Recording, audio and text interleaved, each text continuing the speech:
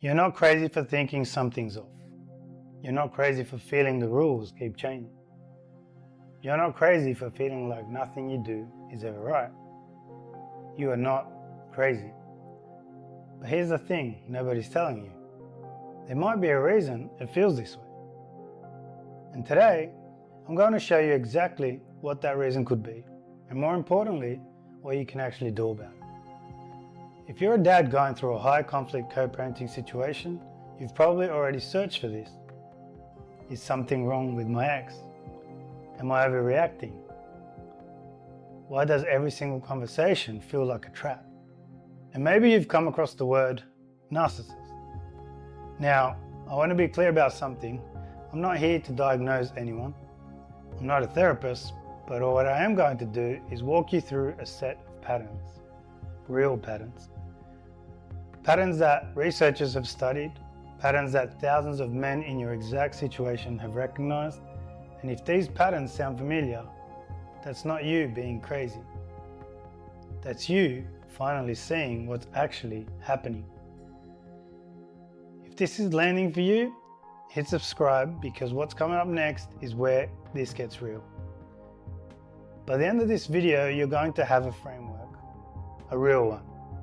Not just a word to throw around, but a way to understand what's going on, protect your kids, and stop blaming yourself.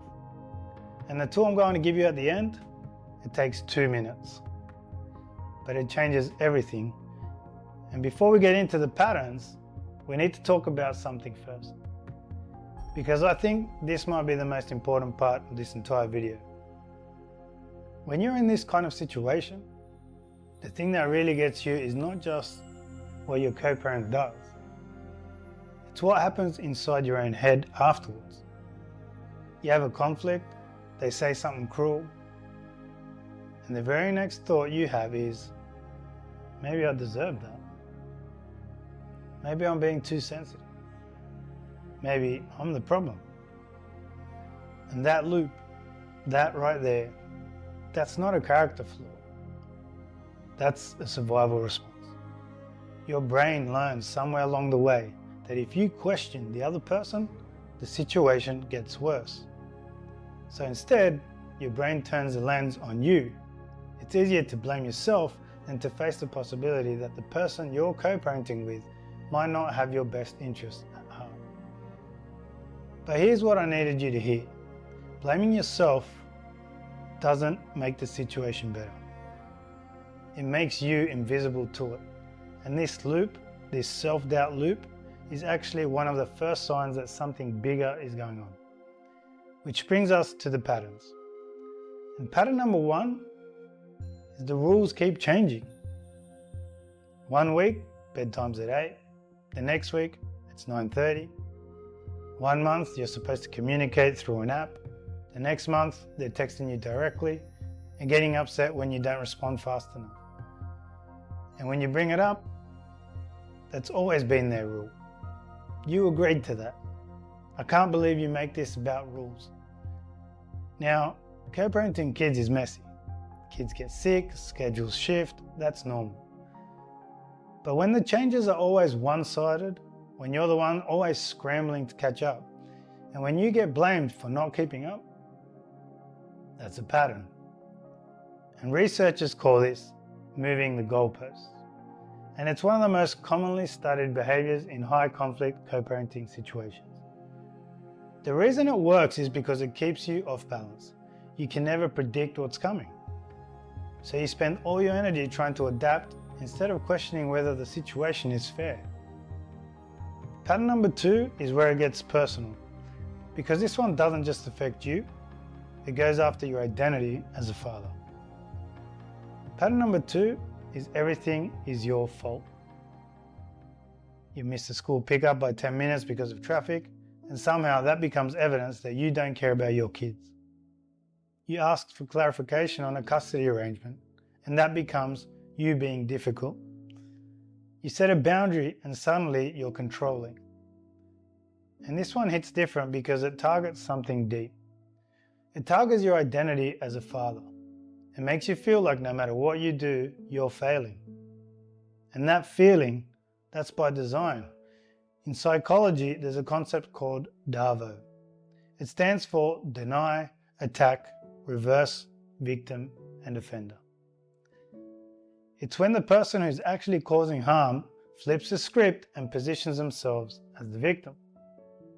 And when it works, which it often does, you end up apologizing for protecting yourself.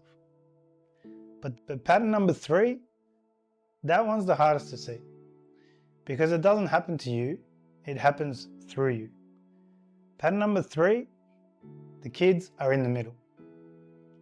And I want to be careful here because this one carries a lot of guilt. Sometimes a co-parent doesn't just impact you, they impact how your kids experience you. And maybe your child comes back from the other home saying things that sound a lot like what your co-parent says to you. Things like, "Our dad doesn't do it right," or "Mum says you don't care." Maybe your kids start acting anxious before they go to the other home. Or they get really quiet when your co-parent's name comes up. Now, kids pick up on tension. That's normal.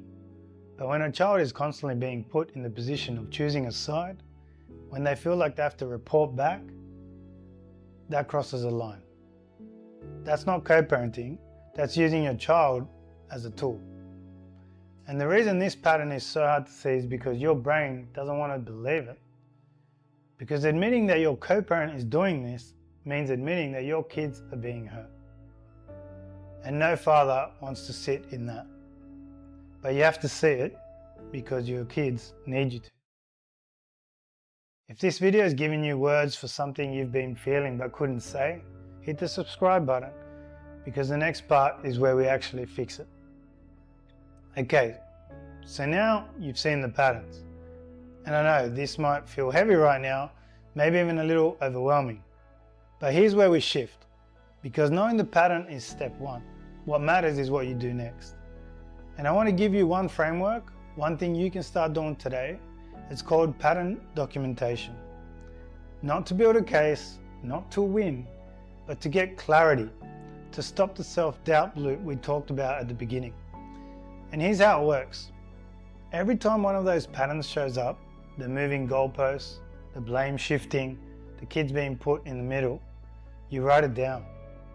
The date, what happened, what was said, how it impacted you or your kids. That's it. You're not analyzing it, you're not spiraling about it, you're just recording it. And here's why this works. When you have a pattern in front of you on paper in black and white, your brain can't gaslight you anymore. You go from, maybe I'm imagining this, to, no, this is real, this is a pattern. And I'm not crazy. And that's the power of documentation. Not as a weapon, but as a mirror. So let me bring this back to where we started. You're not crazy for feeling like something's off. And you're not crazy for feeling confused. For feeling like you're always on the back foot. For feeling like no matter what you do, it's never enough. You're not crazy. You're seeing something real. And the fact that you're watching this, the fact that you're paying attention, that tells me something about the kind of father you are. You care, and that is enough. Start with the documentation, one incident at a time, one day at a time. You don't have to fix everything today. You just have to start seeing clearly. And you're already doing that.